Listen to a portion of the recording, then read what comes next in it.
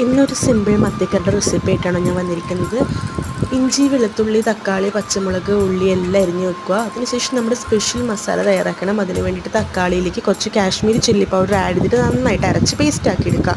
അപ്പോൾ അതിനുശേഷം എണ്ണ ചൂടാക്കി ഉലുവ പൊട്ടിക്കുക. അതിനുശേഷം ഇഞ്ചി, കറിവേപ്പില, പച്ചമുളക്, വെളുത്തുള്ളി, ഉള്ളി തുടങ്ങിയ സാധനങ്ങളൊക്കെ ഇട്ട് വഴച്ച് ഏകദേശം പാകമാകുമ്പോഴത്തേക്ക് നമ്മുടെ അരച്ച് വെച്ച അരപ്പ് അങ്ങോട്ടേക്ക് ചേർക്കുക. തക്കാളി പേസ്റ്റ് അത് നന്നായിട്ട് തിളയ്ക്കുമ്പോഴത്തേക്കും ഇച്ചിരി പുളി വെള്ളം അങ്ങോട്ടേക്ക് ഒഴിക്കുക. അത് ഒഴിച്ച് നന്നായിട്ട് തിള വരുമ്പോഴത്തേക്കും നമ്മുടെ മത്തിച്ചേട്ടനെ അങ്ങോട്ടേക്ക് ആഡ് ചെയ്യുക.